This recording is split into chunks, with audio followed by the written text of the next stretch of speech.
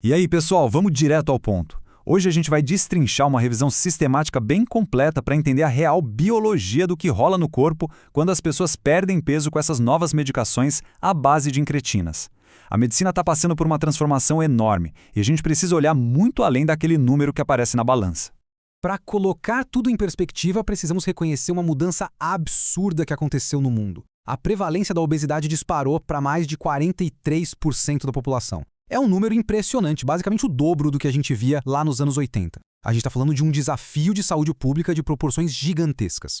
E aí surge um mistério fascinante que vamos investigar aqui. Quando alguém perde uma quantidade absurda de peso muito rápido, o que exatamente está indo embora? Quais partes do corpo estão sumindo? Porque, convenhamos, a balança só dá o peso total, mas a nossa biologia exige uma precisão muito maior. Nossa rota hoje é super direta. A gente vai passar pela revolução da perda de peso, destrinchar a massa livre de gordura, entender o parâmetro muscular, ver o que os dados realmente mostram e, por fim, falar da peça que ainda falta nesse quebra-cabeça. Bom, começando logo pelo início, a revolução da perda de peso. As terapias de terceira geração, especificamente os agonistas de GLP-1 e aquela combinação de GLP-1 com GIP, literalmente mudaram o jogo. Elas foram criadas lá atrás para o diabetes tipo 2, mas agora estão revolucionando o tratamento da obesidade como doença crônica, tudo porque causam uma perda de peso que a gente simplesmente não via antes. O grande ponto aqui é o tamanho do impacto. Remédios como a semaglutida e a tirzepatida conseguem induzir perdas na faixa de 15 a 20% do peso corporal total. É surreal.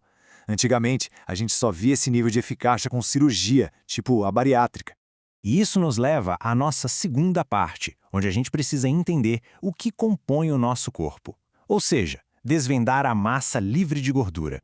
Olha só, a distinção fundamental é esta. Emagrecer não é só perder gordura. O processo afeta demais a nossa massa livre de gordura. Esse é um compartimento vital. Ele é meio que a estrutura principal do nosso corpo, sabe? Inclui nossos músculos, órgãos internos, ossos, tecido conjuntivo e toda a água corporal. E é aí que entra a preocupação da comunidade médica. Se a massa livre de gordura despenca, existe um risco sério de acelerar o que chamamos de obesidade sarcopênica. Basicamente ter obesidade e, ao mesmo tempo, perder muita massa ou força muscular. Para quem é mais velho, isso é um perigo, porque afeta diretamente a mobilidade e aumenta muito o risco de quedas lá na frente. Mas espera aí, como a ciência sabe se a perda muscular é excessiva ou não? A gente entra na terceira parte, o padrão de referência muscular. Existe uma regrinha de ouro na biologia para quando a gente perde peso intencionalmente, tipo com dieta e exercício. Tradicionalmente, a expectativa é que o corpo elimine uns 75% de massa gorda e cerca de 25% de massa livre de gordura. Essa é a referência clássica.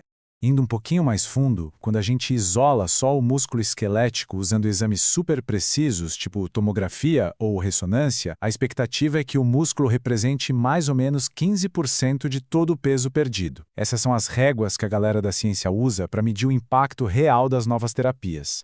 Entendido isso, vamos à parte 4, o que os dados realmente revelam.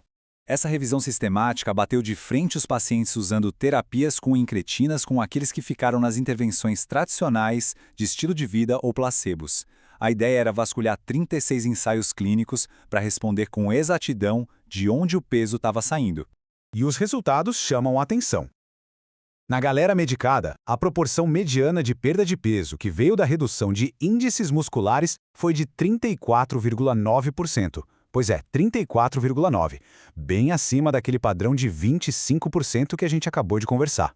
Só que olha que detalhe intrigante nesse gráfico. 68% dos grupos sob medicação ultrapassaram a marca de perda muscular. Mas, surpreendentemente, metade dos grupos de estilo de vida, que não tomaram remédio, mas conseguiram perder peso, também passaram desse mesmo limite. Então, a conclusão objetiva da ciência aqui, e isso é crucial para não criar pânico, é a seguinte. Sim, remédios superpotentes causam uma perda absoluta maior de músculo, afinal, a pessoa está perdendo um volume gigante de peso total. Mas a perda muscular desproporcional também acontece muito nos métodos tradicionais de emagrecimento. Basicamente, perdeu muito peso rápido, o músculo acaba indo junto de qualquer forma. O que nos traz a nossa quinta e última parte, a peça física que ainda falta. A revisão escancara uns buracos enormes nos estudos atuais. Primeiro, quase não tem gente com mais de 65 anos nas pesquisas, que é justamente quem mais corre risco de ficar frágil.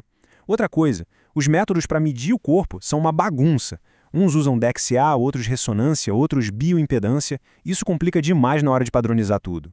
E tem uma falha crítica aí no meio. Os estudos focaram absurdamente na quantidade de massa muscular. Mas e a qualidade? A função desse músculo? Testes básicos de força, velocidade de caminhada, ou se a pessoa consegue carregar o peso das compras do dia a dia. Coisas que realmente ditam a independência de alguém. Isso simplesmente não foi relatado. Para evitar problemas lá na frente, a ciência aponta um caminho claro.